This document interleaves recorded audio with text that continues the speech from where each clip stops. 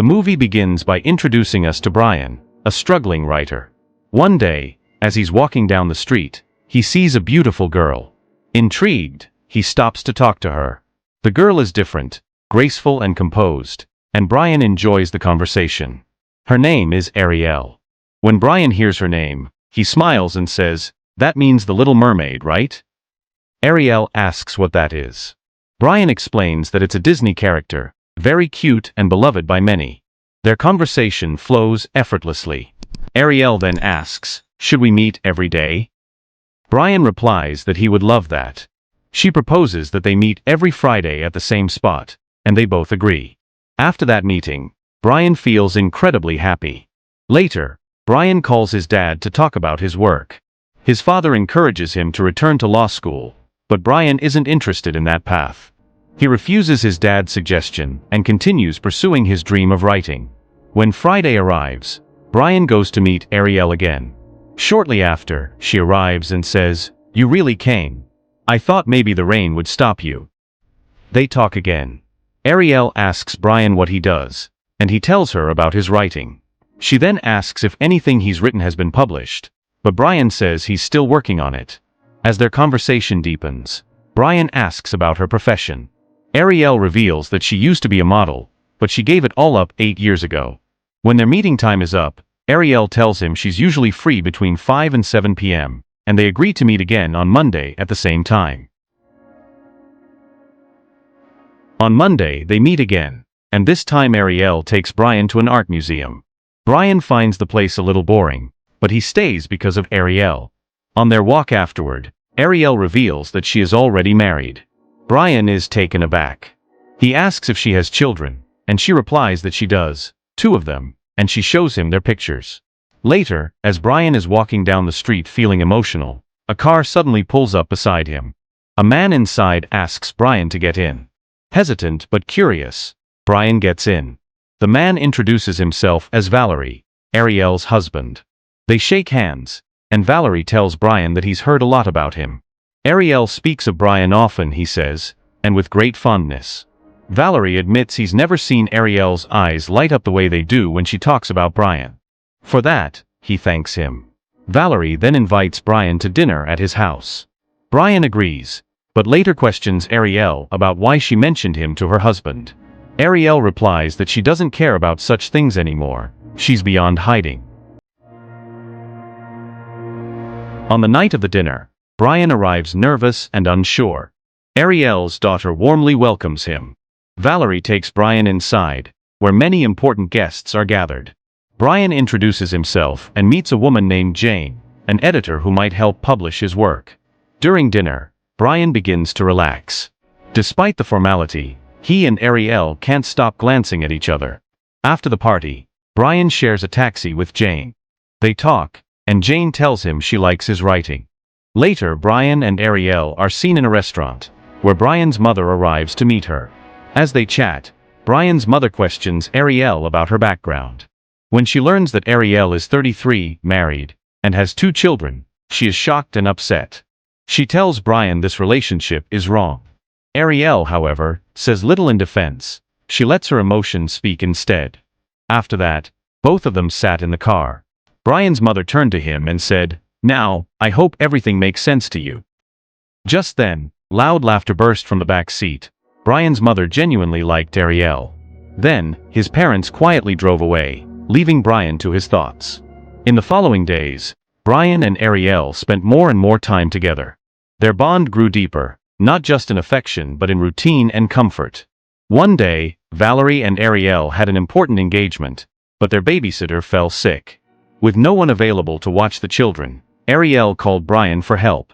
He happily agreed and took the kids to the park. The children laughed and played without a care in the world. Ariel's son asked him candidly, "Are you my mom's boyfriend?" Brian didn't respond, he just smiled, and the boy ran back to join his sister on the swings. A short while later, Ariel arrived at the park and complimented Brian, saying her children had a great time and played baseball really well. She then shared more exciting news. Brian's book had been officially accepted by a major publishing house, and he was invited to an award ceremony. Ariel was thrilled, telling him she had always believed he'd go far. Brian, overjoyed, invited her to accompany him to the event. However, Ariel declined. It was scheduled outside of their 5 to 7 time frame. At the ceremony, Brian was noticeably anxious and uneasy, especially when he noticed Ariel sitting nearby with her husband. Jane, his editor and friend, tried to ease his nerves by introducing him to her boss, who expressed admiration for Brian's writing and wanted to help publish his next work. Later, as Brian was dropping off his parents, his father again attempted to steer him toward law school, but his mother, sensing Brian's discomfort, intervened. Brian made an excuse and stepped out of the car.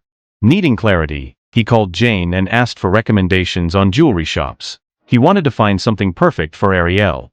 Jane was surprised and reminded him that most high-end jewelry stores were expensive. Brian insisted, telling her he had $6,000 from his book advance. Jane gave him an address, and soon after, Brian purchased a beautiful ring. He later met Ariel and proposed to her. With sincerity in his eyes, he said, "Please, let me be your husband. I want to love you and care for your children as my own." Ariel hesitated and gently refused. "It's not about whether you can be a father to my children," she explained. "My life is complicated. I'm already married." Brian pleaded, pouring out his feelings. Eventually, Ariel softened and accepted the ring. They planned to meet the next day at 4 o'clock, earlier than usual, and she promised to bring a suitcase. As Brian packed with anticipation, Valerie appeared at his door. Brian, surprised but composed, invited him in. Without warning, Valerie punched him. "I welcomed you into my home, and you betrayed me," he said. Then, pulling out a check for $240,000, he added, "This is for you to give Ariel the life she deserves." With that, he turned and walked out. The next day, Brian arrived at the hotel, his heart pounding. But Ariel wasn't there, only a note awaited him. In it, Ariel confessed that she had loved him from the very first moment they met. She cherished every second they shared.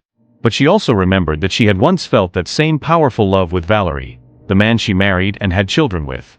They had made promises, vows that she now realized she could not break. Ariel wrote that she couldn't abandon Valerie or her children. At the end of the note, she asked Brian not to contact her again. She had made her choice, and this was goodbye.